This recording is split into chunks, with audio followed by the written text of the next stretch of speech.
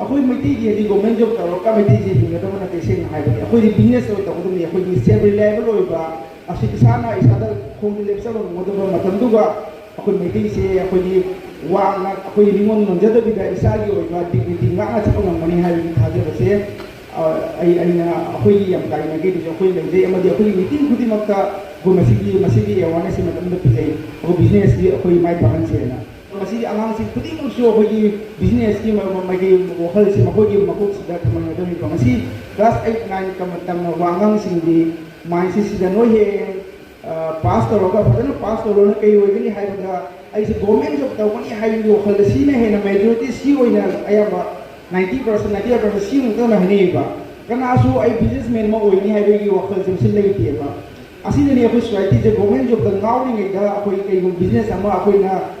ꯁꯦꯝꯒꯠꯄ ꯉꯝꯗꯦꯕ ꯑꯩꯈꯣꯏ ꯄꯨꯝꯅꯃꯛꯁꯨ ꯈꯪꯉꯤ ꯃꯥꯂꯦꯝꯁꯦ ꯕꯤꯖꯤꯅꯦꯁ ꯆꯠꯄꯅꯤ ꯑꯩ ꯐꯥꯎꯔꯕ USA, ꯆꯥꯏꯅꯥ ꯈꯨꯗꯤꯡꯃꯛ ꯂꯣꯏ ꯕꯤꯖꯤꯅꯦꯁ ꯇꯧꯕ ꯉꯥꯛꯇꯅꯤ ꯑꯩꯈꯣꯏ ꯉꯁꯤ ꯀꯩꯅꯣꯅ ꯑꯩꯈꯣꯏꯅ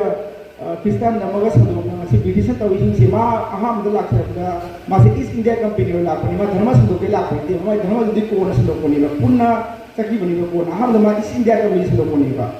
ꯑꯩꯈꯣꯏꯒꯤ ꯑꯗꯨꯝꯅ ꯇꯧꯔꯒ ꯃꯥꯁꯦ ꯕꯤꯖꯤꯅꯦꯁ ꯇꯧꯔꯒ ꯃꯁꯤ ꯑꯣꯜ ꯏꯟꯗꯤꯌꯥꯁꯤꯃ ꯃꯥꯅ ꯆꯍꯤ ꯀꯌꯥꯅꯣ ꯃꯥꯅ ꯄꯥꯜꯂꯝꯃꯤꯁꯦ ꯁꯦꯝ ꯑꯗꯨꯝꯅ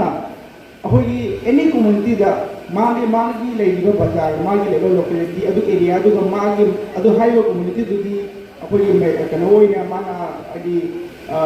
अदुगा मागी मेजॉरिटी ओइना माना दुगा मागी बिजनेस लेबा तारादी मागी दुकान ओरा मा ओइबा तारादी हाइबा कम्युनिटी दुना हाइबा पॉलिटिक्स मा दु पारा कनिबा सी मसाना मै ओइना इ प्रैक्टिकल ओइना लेबा मिसि जेको अदुगा अखोई मेटी मजासिंगी अखोई कनो गवर्नमेंट जॉब नाउरी द करिगुंबा अमदा तवंगम देबा अयं अफाव पॉलिटिशियन अमा ओगदबसु अफाव बिजनेस अमा ओगदबमिदुसु नकोइना गवर्नमेंट क्लास 10 पास तौर मतुंगा चै 18 इयर्स 19 इयर्स फाउ तंदा गवर्नमेंट जॉब फंगा चै थागी दिसिंग इबु नंगे दमा पेदोग लेबा हाइरे मिदुना कै बखरा होनरगा बिजनेस तौगा कोइ अफाव अंबानी अदानी ओबजा मिदुना मी ओइरगा फोको इंडस्ट्रीज मयाम मा लेखलगा अदु इंडस्ट्री मखादा कोइ अखोइ अगांग सिं मयाम थबक जॉब तो पीबो नंबदो मदुगी अपॉर्चुनिटी दो हाइबा मागी गवर्नमेंट जॉब ngauri ni मदुगी मदो मांगन गयबा अदुना अखोइ इमा इंजोन सिंगसु सिंग अखोइ लेरिबा मामा पा सिंगसु मचा सिंगो हाइदि होय गवर्नमेंट जॉब तपनि कनासु तौनि दमति अदुबो अखोइ मैती दी गवर्नमेंट जॉब तौरका मैती जे हिंगदबा नते सेंग हाइबि अखोइ बिजनेस ओइ तौदुनि अखोइ सेल्फ रिलायबल ओइबा असि इसाना इसादा खोंनि लेप्सबा मोदबा मतमदुगा अखोइ मैती से अखोइ